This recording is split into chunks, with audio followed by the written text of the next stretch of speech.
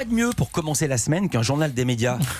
Oui, quoi de mieux? Bien, ça. Quel lancement écrit avec modestie par Cyril Lacarrière que je Je parle salue. pas que de moi, je parle Bonjour, dans Cyril. l'ensemble, pour la vie des Français. On démarre avec vous ce tour de l'actu des médias comme on l'a terminé vendredi en parlant des démêlés de Facebook avec la justice. Oui, 9 États viennent de lancer une enquête commune contre Facebook pour vérifier si l'entreprise a abusé de sa position dominante et, je cite, mise en danger les données personnelles de ses utilisateurs, réduit la qualité des choix des consommateurs ou augmenté les prix de la publicité.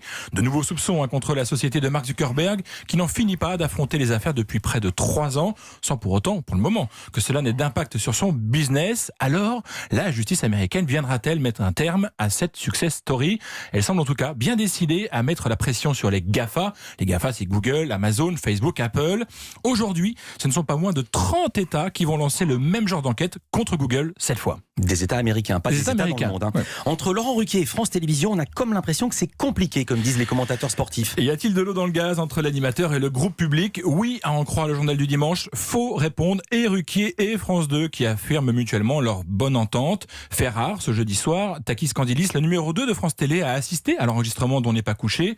Manière de s'afficher publiquement auprès de son animateur. Une calinothérapie d'autant plus utile que certains concurrents font les yeux doux à Laurent Ruquier. Souvenez-vous de ce que disait Nicolas de Taverneau vendredi matin au micro de Culture Média.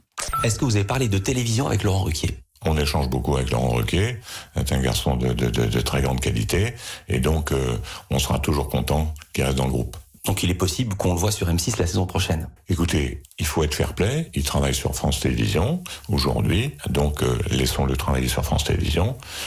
Si les choses doivent se faire, elles se feront. On le sait, le patron de M6 voit d'un très bon œil que les animateurs de RTL puissent également se retrouver sur M6. Il y avait déjà Julien Courbet, c'est désormais aussi le cas de Flavie Flamand. Alors, Nicolas de Taverneau serait probablement ravi d'ajouter Laurent Ruquier à sa grille. Parti de poker menteur, Ruquier a répondu par l'intermédiaire d'un communiqué de presse. Il assure n'avoir ni vu ni parlé avec le patron de M6 depuis le mois de juin et qu'à l'époque, les deux hommes n'avaient fait que parler radio. Mais l'année est longue, alors qui sait ce qui va arriver, d'autant que cette 14e saison dont On n'est pas couché commence difficilement en termes d'audience. Pierre Desreaux vous en parlait à l'instant. Samedi, il n'y avait que 776 000 téléspectateurs devant leur télévision, 100 000 de moins que la semaine précédente pour la première. Mais là encore, Ruquier se défend. Les temps ont changé et personne ne fera plus les audiences d'antan, estime l'animateur, qui demande que les journalistes cessent de s'acharner.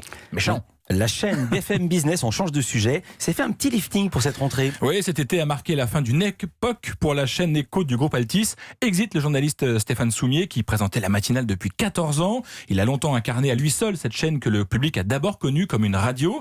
Mais la page Soumier s'est tournée et c'est désormais Christophe Jacubizine, venu de LCI, qui est aux manettes de ce prime time des chaînes info. Nous lui avons demandé quel était son objectif pour cette nouvelle aventure. Il répond à notre journaliste Louise Bernard. Nous, notre ambition cette année, c'est de devenir une matinale économique bimédia entre BFM Business et RMC Story. Ma touche personnelle, en tout cas, c'est comme ça que c'est ce que j'aurais envie d'apporter au fil des années, c'est de m'être dit que finalement j'aurais contribué à rendre l'économie accessible à plus de gens et à ouvrir en fait notre cercle d'initiés de BFM Business. J'ai envie que l'économie soit mieux comprise en France. Christophe Jacubizine, le nouveau présentateur de Good Morning Business, la matinale de BFM Business, codiffusée sur BFM Business et la chaîne RMC Story.